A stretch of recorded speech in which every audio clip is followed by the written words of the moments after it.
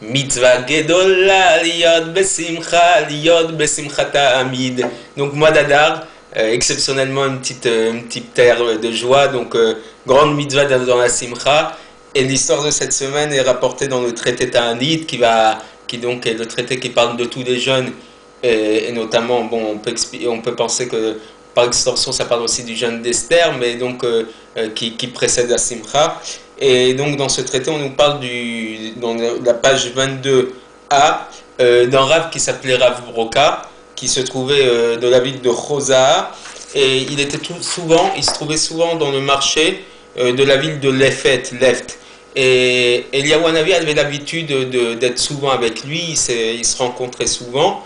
Et un jour, Rav Broca il se tourne vers Eliyahu Hanavi, il lui demande: est-ce que dans ce marché là où nous nous trouvons, y a-t-il quelqu'un qui va acquérir le Olam Haba, le monde futur, la vie du monde futur? Alors Eliyahu Hanavi lui a dit: non, il n'y a personne ici qui est digne, qui mérite le Olam Haba. Entre-temps, il y a un homme qui est venu, qui marchait avec des chaussures noires, pas comme la coutume des Juifs de l'époque, qui apparemment marchait avec des habits blancs et des chaussures de couleur blanche, sans avoir de tzitzit à son avis, sur son vêtement, donc des franges, des tzitzit, et donc il n'avait aucune apparence de Juif.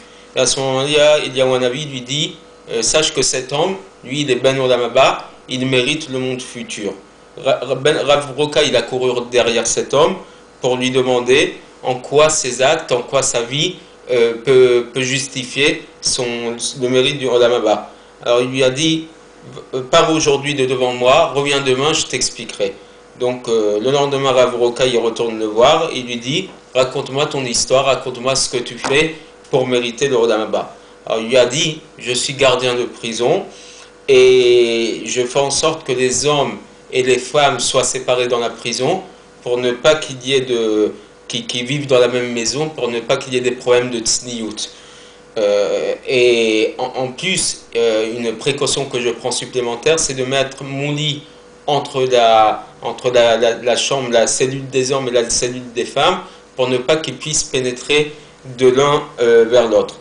Et quand je vois qu'il y a une fille juive que les goïms ont mis dans ma prison, ce que je fais pour lui éviter d'être prise par un goy, c'est que je la protège à la prunelle de mes yeux, et donc de cette manière je la protège elle de la Avera de fauter avec un non-juif. Et un jour il raconte qu'il y avait une jeune fille fiancée, donc une jeune fille qui était déjà destinée à un juif dans cette prison-là, et un des goïms qui était en cellule a eu un désir pour elle. Et donc qu'est-ce que j'ai fait, lui raconte cet homme: j'ai pris des déchets d'un vin rouge qui a la même apparence que le sang, et je l'ai jeté dans les parois de ses habits, et je lui ai dit donc à ce goy qu'elle a ses règles, et donc qu'il vaut mieux éviter d'avoir des rapports avec elle, et c'est pour ça qu'ils n'ont pas fait avec elle ce qu'ils voulaient faire. Alors Rav Broca lui dit: mais pourquoi tu n'as pas mis des tzitzit à ton habit, et pourquoi tu marches avec des chaussures noires comme les goïms le font dans cet endroit? Alors il lui dit: parce que je suis en contact régulier avec des non-juifs, et de cette manière ils ne reconnaissent pas que je suis juif, et lorsque j'entends que les autorités ont commis un décret contre les juifs, je vais prévenir les rabbinim de la ville qui, eux, par leur prière, annulent le décret. Et c'est justement la raison pour laquelle hier, lorsque tu es venu me voir, je t'ai dit de revenir aujourd'hui, parce que justement j'avais entendu une xéra, un décret de la part des autorités contre la communauté juive, et j'ai été immédiatement voir des rabbinim pour qu'ils prient pour que la xéra s'annule. Donc ça, c'est une première histoire, et la suite de l'histoire, c'est que quoi? Pendant qu'ils étaient encore en train de parler ensemble, il y a eu deux frères qui sont passés dans le même marché, et là Eliyahu Hanavi dit à Rav Broca: sache que ces deux frères-là aussi vont mériter le Olam Haba, le monde futur. Rav Broca les a suivis et leur a demandé: qu'est-ce que vous faites pour mériter le Olam Haba? Et c'est le sens de mon histoire. Ils lui ont dit: nous sommes des gens heureux et joyeux de nature, et nous réjouissons aussi des personnes lorsque nous les voyons dans l'affliction, dans la douleur, dans la peine, tristes, nous allons les voir pour les réjouir. Ou alors lorsque l'on voit que des gens se disputent les uns avec les autres, nous nous fatiguons aller les voir, nous leur donnant des paroles qui réjouissent le cœur, jusqu'à qu'ils font le shalom entre eux.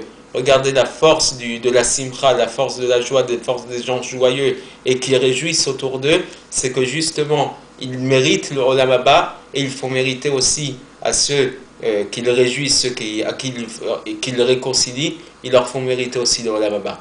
Donc vraiment, je terminerai encore une fois. Simcha Gedola, Liot Bemitzvah, c'est une grande joie d'être toujours dans la joie. Liot Besimcha Tamid.